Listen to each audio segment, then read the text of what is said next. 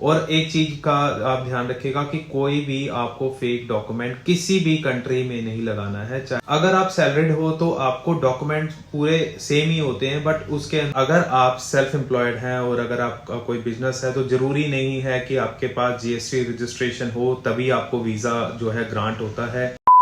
Hello guys, welcome to back my channel. मेरा नाम है अमन और आपका बहुत बहुत स्वागत है मेरे चैनल में। इस वीडियो में मैं बात करूंगा एक बहुत ही अच्छे नए टॉपिक के ऊपर जो कि है शेंगन वीजा। आप लोग जो भी मेरी वीडियो देख रहे हैं, अगर आप थंबनेल देख करके आए हैं तो आपको पूरी इंफॉर्मेशन इस वीडियो में मिलेगी कि आप किस टाइप से जो है अपना शेंगन वीजा लगवा सकते हैं। और मैं दोनों टॉपिक पे आपको बताऊंगा कि अगर आप सैलरीड हैं तब आपको क्या डॉक्यूमेंट चाहिए, या अगर आप सेल्फ एम्प्लॉयड हैं तब आपको क्या डॉक्यूमेंट चाहिए, आप किस टाइप से जो है अपॉइंटमेंट वगैरह ले सकते हैं अलग अलग कंट्रीज से। क्योंकि शेंगन वीजा के अंदर 27 कंट्रीज आती हैं जैसे कि आप जानते हैं। अगर आपको एक वीजा मिल जाता है शेंगन का तो आप 27 कंट्रीज के अंदर जा सकते हैं। तो मेजरली जो टूरिस्ट होते हैं वो ज्यादातर घूमना पसंद करते हैं स्विट्जरलैंड में, फ्रांस में, नीदरलैंड में या जर्मनी में, इटली में, जो पॉपुलर हॉट डेस्टिनेशंस वगैरह हैं। बट आपके लिए 27 कंट्रीज पूरी की पूरी खुली हैं। आप जहां पे मर्जी अपना जो है ट्रेवल कर सकते हैं अगर आपको एक बार शेंगन यूरोप वीजा मिल जाता है। तो अगर आप सेल्फ एम्प्लॉयड हैं तो आपको क्या क्या डॉक्यूमेंटेशन वगैरह चाहिए। तो सबसे पहले बात कर लेते हैं कि अगर आप सेल्फ एम्प्लॉयड हैं और अगर आपका कोई बिजनेस है तो जरूरी नहीं है कि आपके पास जीएसटी रजिस्ट्रेशन हो तभी आपको वीजा जो है ग्रांट होता है, या फिर आपके पास जो है बहुत ज़्यादा अपना फंड्स वगैरह हो, बहुत हाई फाई बिजनेस हो तभी आप अपना जो है यूरोप का वीज़ा वगैरह ले सकते हैं।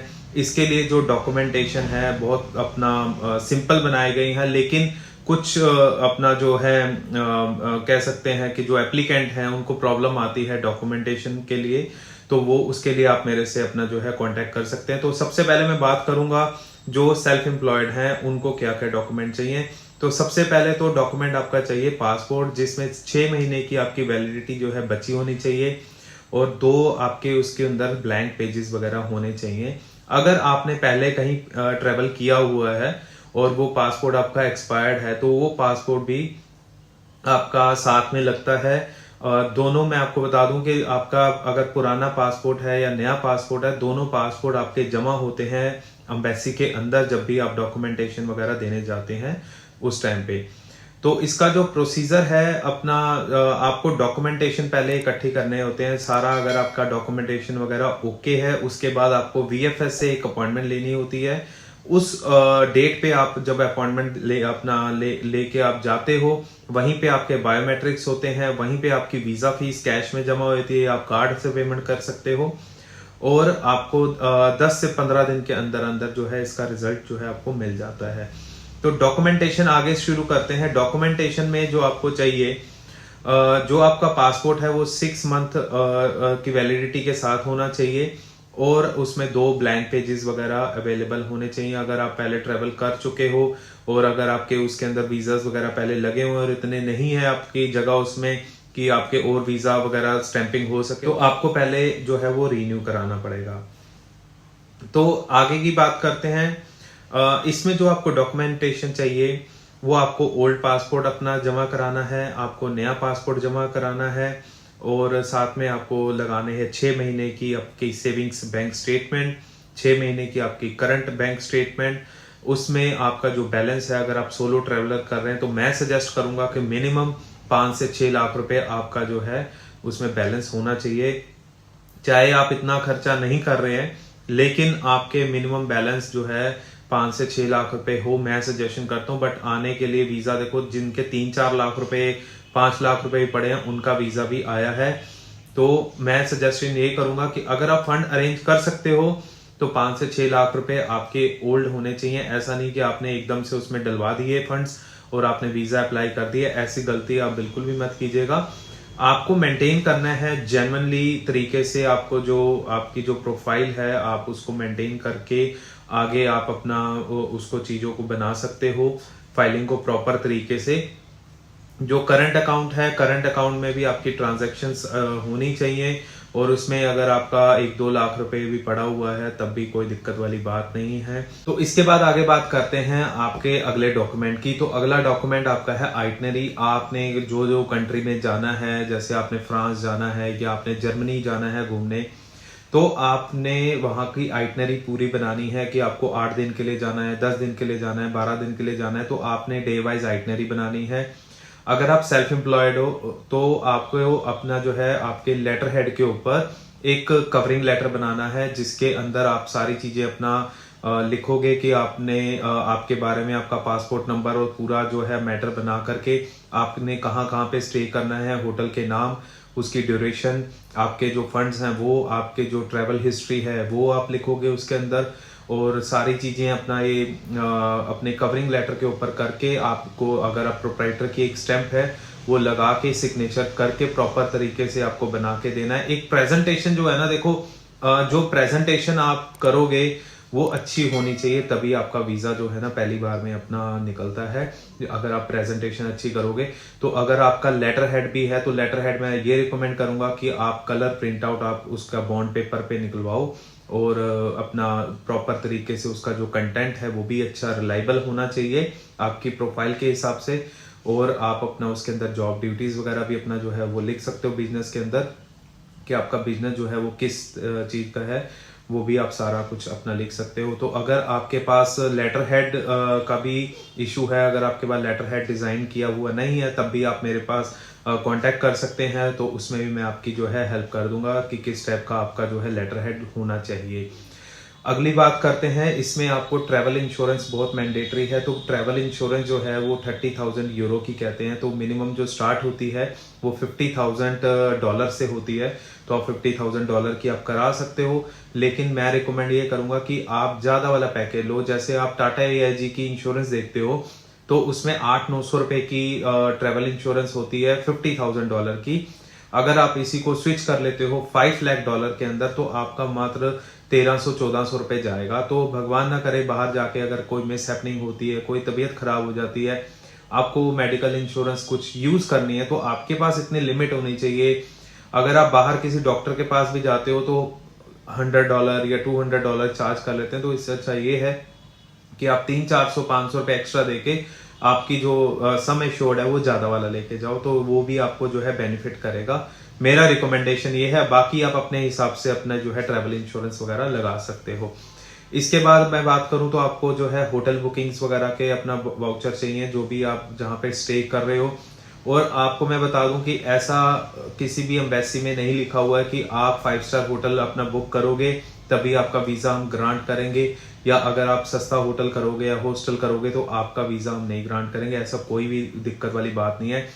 तो आप अपना कोई भी जो है होटल आप बुक कर सकते हो, लेकिन आपको ये चीजें ध्यान में रखनी है कि होटल के नियर बाय आपकी अट्रैक्शन कितनी है, होटल आपका जो है एयरपोर्ट से कितनी दूर है, होटल के आसपास आपके पास लोकल ट्रांसपोर्ट का ऑप्शन है या नहीं है, और अगर आप यहाँ एक कंट्री से दूसरी कंट्री जा रहे हो तो उसका क्या सोर्स रहेगा।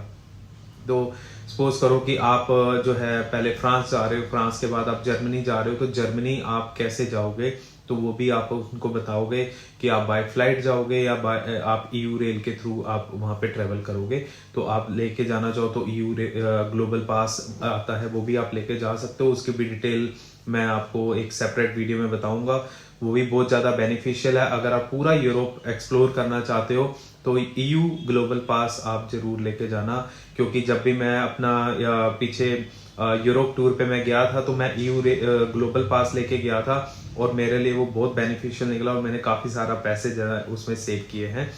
तो अगली बात कर लेते हैं, इसमें आपको फ्लाइट बुकिंग भी चाहिए। तो फ्लाइट बुकिंग आप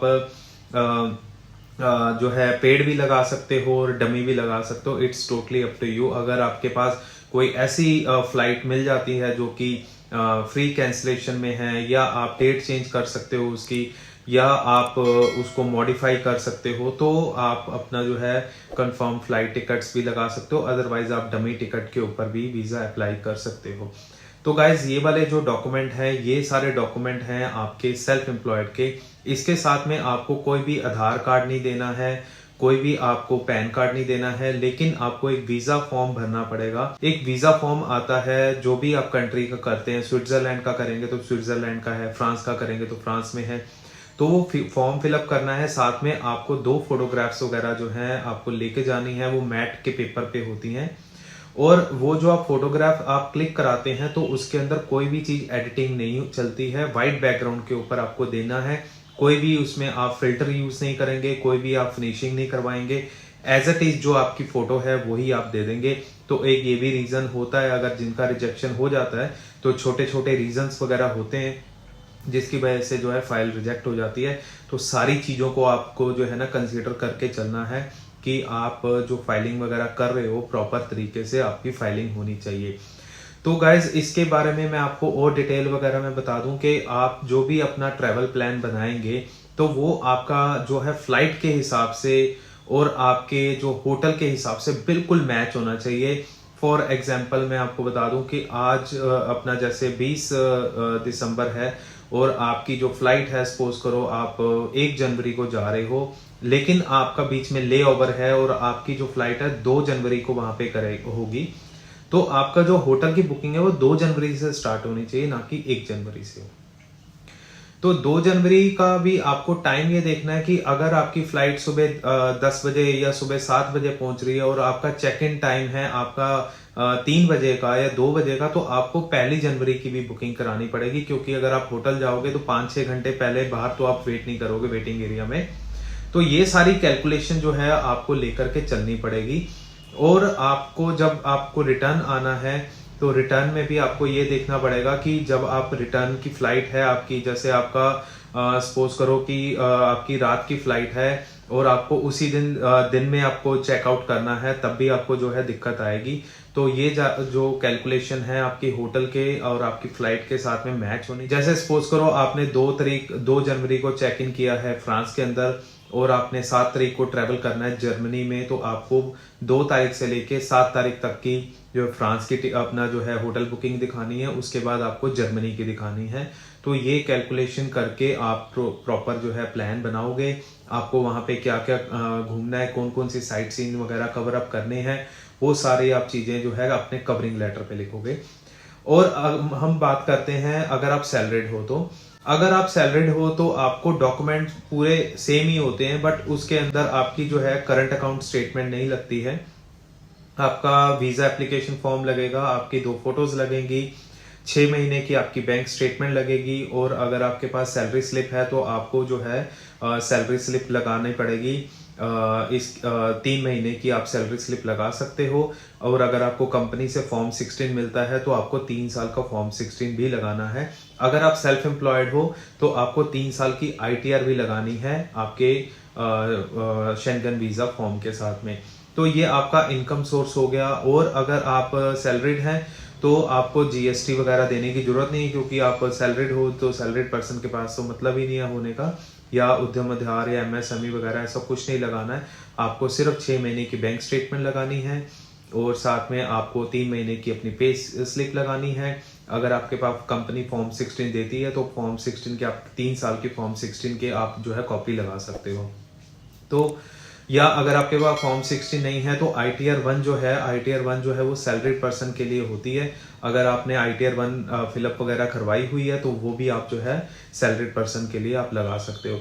तो ये सारे डॉक्यूमेंटेशन है आपके सैलरीड पर्सन के लिए और सेल्फ एम्प्लॉयड के लिए। अगर आप शेंगन के किसी भी उसके लिए कर रहे हो, कुछ डॉक्यूमेंट ऊपर नीचे होते हैं, वो आप जब जिस भी अपना कंट्री का करोगे तो उसमें एक डॉक्यूमेंट की चेकलिस्ट होती है। जैसे आप शेंगन का सपोज करो जर्मनी का कर रहे हो तो जर्मनी के वीजा एप्लीकेशन फॉर्म के साथ में आपको एक चेकलिस्ट भी मिलती है, तो उससे आप सारी चीजें कंपेयर कर सकते हो। 99% सारे यही डॉक्यूमेंट होते हैं जो मैंने आपको बताया है। कुछ एडिशनल डॉक्यूमेंट होगा तो आपको चेकलिस्ट में वो चीजें पता चल जाएंगी। तो गाइज इस वीडियो में बस इतना ही था। आपको मैंने सारा डॉक्यूमेंटेशन बताया है कि किस स्टेप से आप जो है डॉक्यूमेंटेशन वगैरह इकट्ठा कर सकते हो, क्योंकि मेन जो चीजें हैं ना वो सारी डॉक्यूमेंटेशन की हैं। तो आई होप्स आप सब लोगों को वीडियो अच्छी लगी होगी और इंफॉर्मेटिव लगी होगी, वीडियो अच्छी लगी है, इंफॉर्मेटिव लगी है तो वीडियो को लाइक कर देना, चैनल जरूर सब्सक्राइब कर देना, क्योंकि इस चैनल के ऊपर मैं इसी टाइप की जो वीडियोस जो है ट्रैवल से रिलेटेड, गैजेट से रिलेटेड जो है वो बनाता रहता हूँ। जो भी न्यू अपडेट्स वगैरह आएंगे वो भी मैं आपको इस वीडियो के अंदर अपना जो है चैनल के अंदर बताता रहूँगा। और अगर आपको किसी भी चीज़ में हेल्प चाहिए, अगर आपको कोई कवरिंग लेटर बनवाना है, कोई लेटर हेड डिज़ाइन करवाना है, कोई विजिटिंग कार्ड डिज़ाइन करवाना है, तो उसके लिए भी आप मेरे से जो है वो कांटेक्ट कर सकते हैं। और एक चीज का आप ध्यान रखिएगा कि कोई भी आपको फेक डॉक्यूमेंट किसी भी कंट्री में नहीं लगाना है, चाहे वो शेंगन हो, चाहे वो आप कनाडा कर रहे हो, चाहे यूएस में तो अपना डॉक्यूमेंटेशन नहीं मांगते हैं, बट कोई भी आपको रॉन्ग इन्फॉर्मेशन नहीं देनी है, उसमें आप ही का नुकसान है। मैं बिल्कुल भी इस चीज़ के अपना हक में नहीं हूँ कि आप कोई भी गलत कागज बनवा करके आपका वीज़ा लगे ना लगे वो डिफरेंट मैटर है, लेकिन आप अपने जो प्रोफाइल है थोड़ा सा टाइम दे करके आप अपनी प्रोफाइल ठीक कर सकते हो, रेदर देन आप कोई अपना कोई फेक डॉक्यूमेंट लगाओ। फेक काम कोई नहीं करना लाइफ में, जो भी काम है जेन्युइन तरीके से करोगे, आप अपना किसी से डरने की जरूरत नहीं है, फिर आप इजीली अपना वहां पे घूम फिर सकते हो। जो भी अपना आप अपना जो है मेमोरीज वहां पे घूम के अपना एंजॉय कर सकते हो। आई होप आपको काफी इंफॉर्मेटिव वीडियो लगी होगी। आपका एंड तक वीडियो देखने का बहुत बहुत थैंक यू।